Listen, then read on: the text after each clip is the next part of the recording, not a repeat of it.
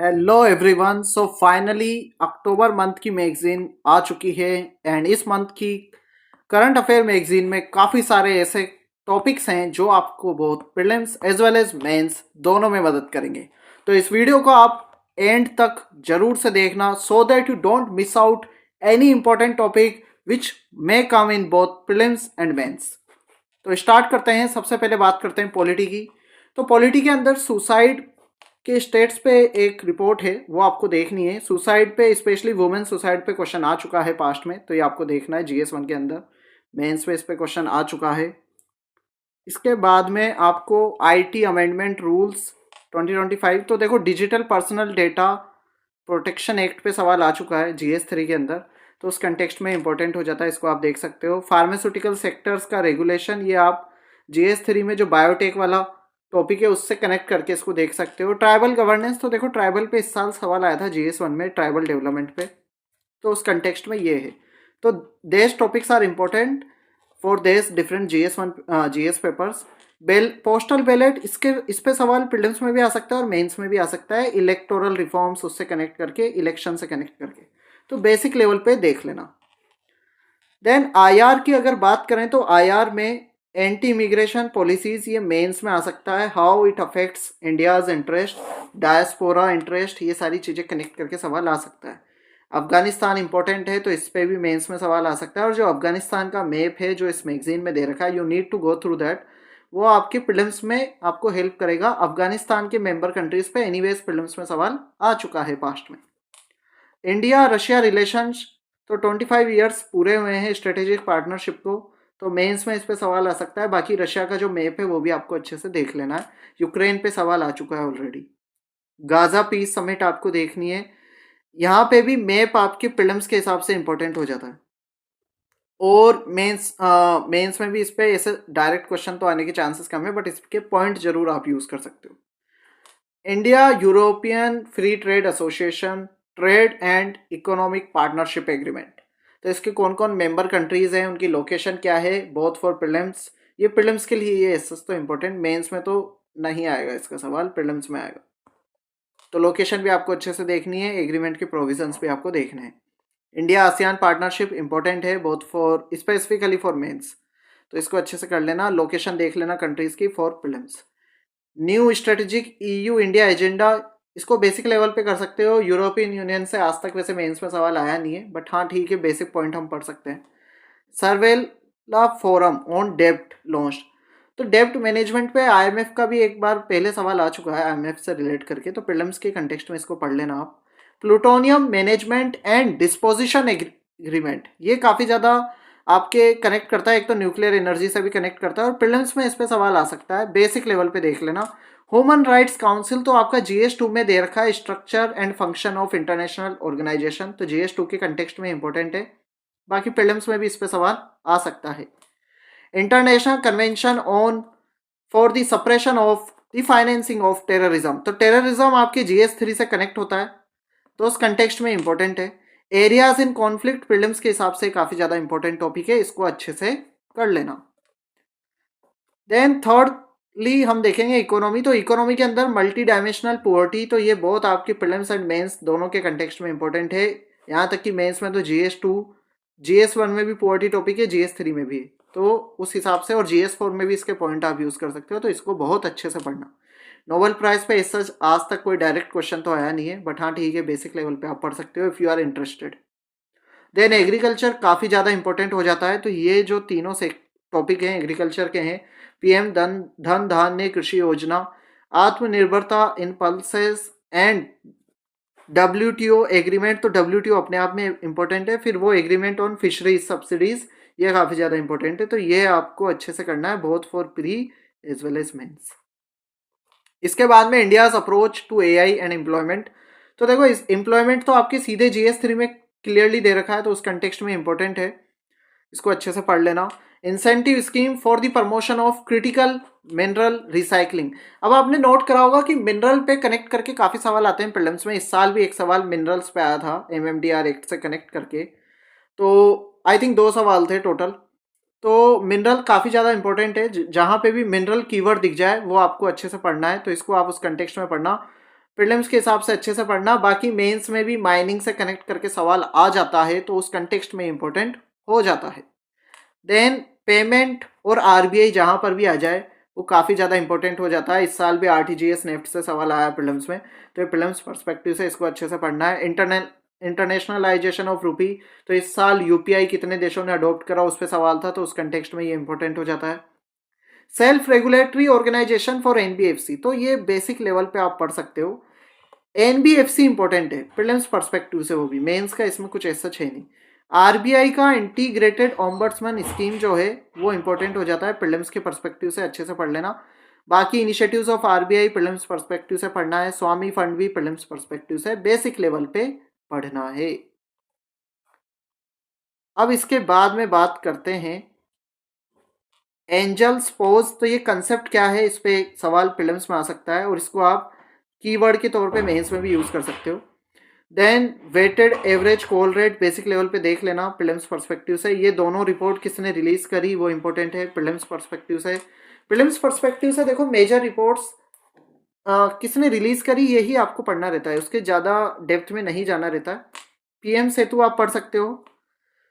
इसके बाद में क्योंकि एम्प्लॉयबिलिटी से कनेक्ट हो रहा है, स्किलिंग से कनेक्ट हो रहा है IIT ITIs का, तो उस कंटेक्स्ट में आपको इसे पढ़ना है। Then remission of duties and taxes on exported products, तो उस कंटेक्स्ट में ये प्रीलिम्स के हिसाब से आप बेसिक लेवल पे पढ़ सकते हो। वी राइज इनिशिएटिव भी प्रीलिम्स पर्सपेक्टिव से पढ़ सकते हो, मेंस में कीवर्ड के तौर पे इसे यूज कर सकते हो।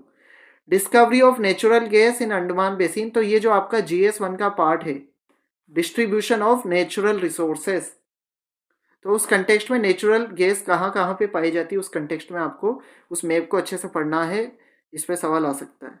बाकी प्रीलिम्स में भी एक सवाल आ सकता है कि कहाँ कहाँ पे नेचुरल गैस पाई जाती है। स्टेट माइनिंग, अगेन माइनिंग है तो हमें बेसिकली देखना है किसने रिलीज करी है index. Major and minor minerals, इनका भी डिफरेंस अच्छे से पढ़ना है प्रीलिम्स पर्सपेक्टिव से। Then mission for advancement in high impact areas, MedTech mission, तो इसको बेसिक लेवल पे पढ़ लेना। मेरे ओपिनियन में तो डायरेक्ट सवाल आएगा नहीं, प्रीलिम्स में ही आ सकता है अगर डायरेक्ट सवाल आए तो। देन सिक्योरिटी की अगर बात करें तो लेफ्ट विंग एक्सट्रीमिज्म GS3 में क्लियरली दे रखा है और इससे सवाल आने के काफ़ी ज़्यादा चांसेस रहते हैं। आसपास से भी सवाल आ सकता है GS3 में। कन्वेंशन अगेंस्ट साइबर क्राइम, ये भी क्लियरली मेंशनड है सिलेबस में, तो इसको अच्छे से पढ़ना है आपको। देन इसके बाद में आपका ड्रोन वॉल बेसिक लेवल पे पढ़ लेना। आधार से कनेक्ट करके ये स्कीम है तो इसको बेसिक लेवल पे पढ़ना है। एक्सरसाइजेस, तो एक्सरसाइजेस पे सवाल आ चुका है प्रीलिम्स में, तो आपको वैसे पढ़ना है बेसिक लेवल पे। एनवायरनमेंट की अगर बात करें तो एनवायरनमेंट के 10 ईयर्स ऑफ SDG पूरे हो चुके हैं। 2015 से स्टार्ट हुआ था, आज 25 आ चुका है, तो क्या प्रोग्रेस सही है इंडिया की, इस पर आपके मेंस में सवाल आ सकता है। और बेसिक ऑफ SDGs कब लॉन्च हुए, क्या इनकी फिलोसफी है, कौन मॉनिटर करता है, इस बात से प्रीलिम्स में सवाल आ सकता है।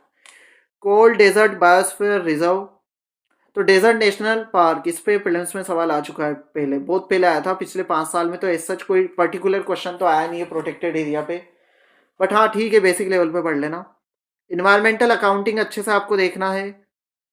Then government notifies first greenhouse gas emission intensity target rules, तो इसको आपको देखना है। ओजोन पोल्यूशन, पोल्यूशन आपके GS3 मेंस में भी है और प्रीलिम्स में भी इंपॉर्टेंट है।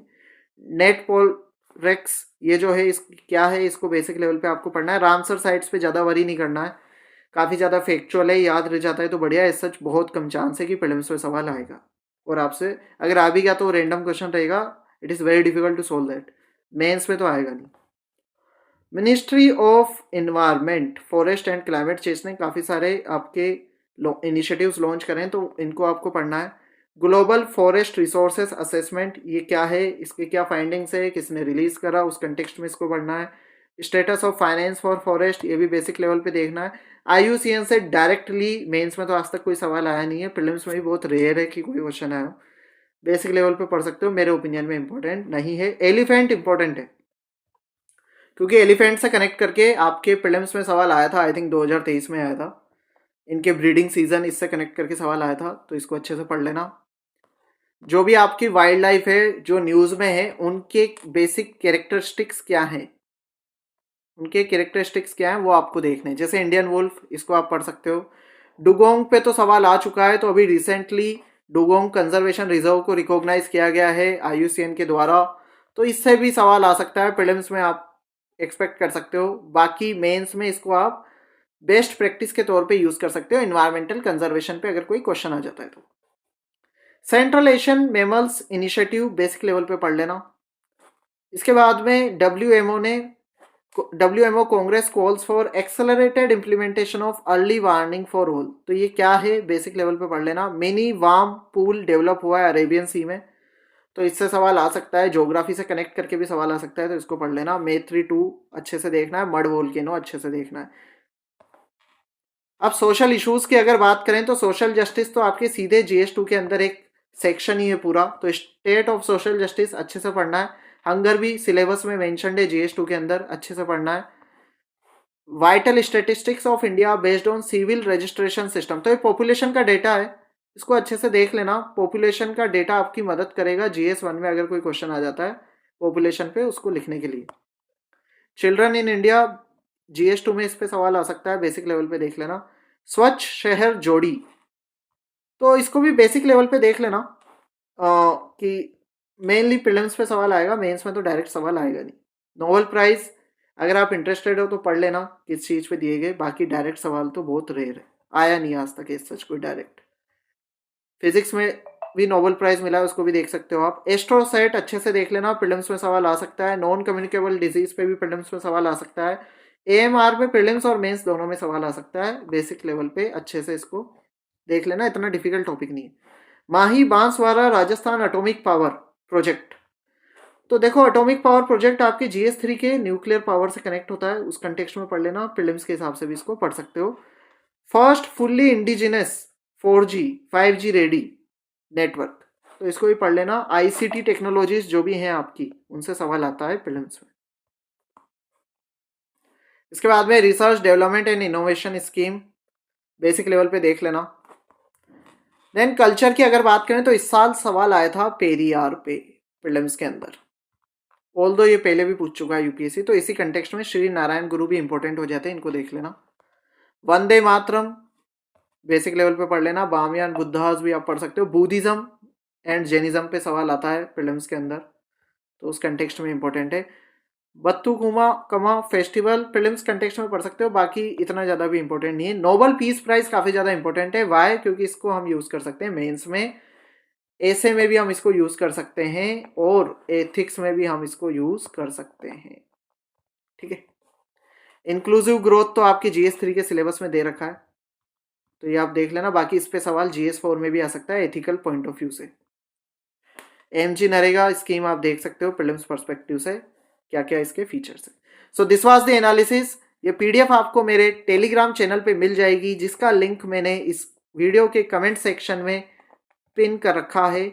अगर आपने अभी तक मेरा टेलीग्राम चैनल ज्वाइन नहीं करा है तो उसे जरूर से ज्वाइन करना, so that you don't miss out on anything which is important for you to clear this exam in your this attempt itself. All the best for your UPSC preparation. If you still have any doubt, you can ask that in the comment section below.